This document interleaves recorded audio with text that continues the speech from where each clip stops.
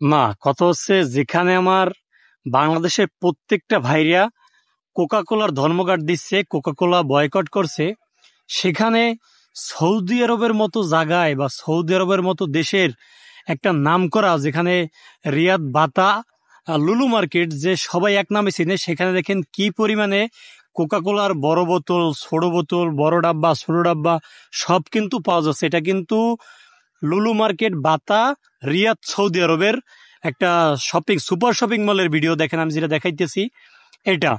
এখন আমার কথা হচ্ছে ভাই, বাংলাদেশ তো গুজবে সেরা, এটা আমরা আগে থেকেই জানি। বাংলাদেশ গুজবে সেরা। তো বাংলাদেশের প্রত্যেকটা মানুষ যারা ফেসবুক ইন্টারনেট চালায়, প্রত্যেকটা ভাই ব্রাদাররা কিন্তু কোকাকোলা নিয়ে কথা বলছে। আমি দেখছি প্রত্যেকটা বাইরে কোকাকোলা নিয়ে অন্তত একটা হইলেও কথা বলছে। আমার কথা হচ্ছে ভাই, আমি ছোট মানুষ, হয়তো একটু কম বুঝি, তো আমার ভিডিওটা সবাই দেখবেন, তারপর শুনবেন, তারপর আমার কিছু বলবেন বা যা আপনার মতামত জানাইবেন কমেন্টে।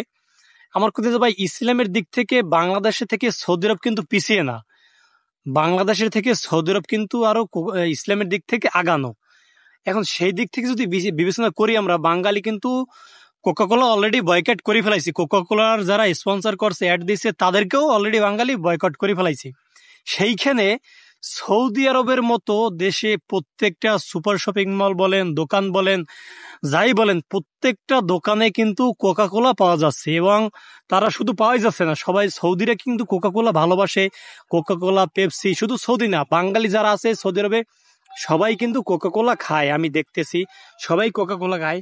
এখন ভাই আমার কথা হয়েছে ভাই, আমি কোকাকোলা ইসরায়েলি পণ্য মানলাম, আমি ইসরায়েলি পণ্য, ওদের নিয়ে কথা বললেও আমার ভিডিও কেটে দেওয়া হইতে পারে বা আমার চ্যানেল উড়ে যাইতে পারে, এমন একটা দেশের পণ্য। যাই হোক, আমি এগুলো নিয়ে অতটা আলোচনা করবো না। আমার কথা যে ভাই, কোকাকোলা যে দেশের পণ্য, আপনারা কোকাকোলা নিয়ে ফেসবুকে এত জ্বর তুলছেন।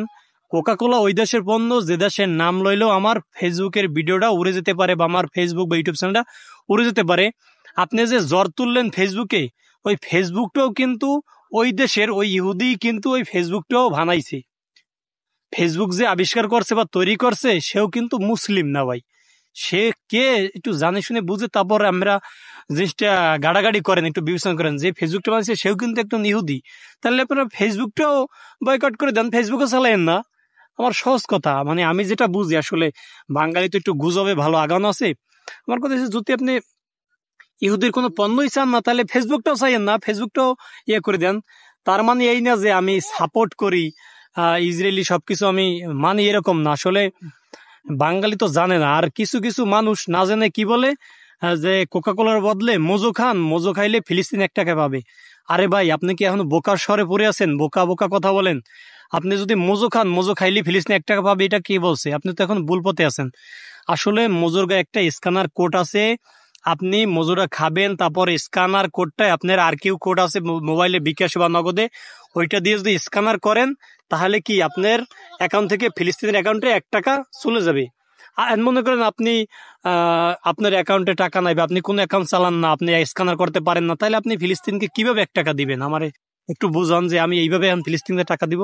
আসলে আপনি মোজো খাইলে কিন্তু ফিলিস্তিন টাকা পাচ্ছে না, এটা আপনি ভুল, এটা সবার ভুল ধারণা, ভুল পথে পড়ে আছেন যে মোজো খাইলেই ফিলিস্তিন টাকা পাচ্ছে আর কোকাকোলা খাইলেই ওই দেশ ধনী হয়ে যাবে। আসলে এরকম না, বিষয়টা জানেন না, বুঝেন না।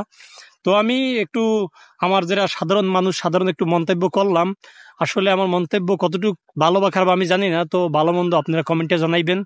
তো আমি এগুলো নিয়ে আর কথা বলতে চাচ্ছি না, যেহেতু সবাইকে একটা লোকাল ইনফরমেশন দিলাম। সবাই ভালো থাকেন। Watching for video, please subscribe and share. Channel Do Khmer Rakib.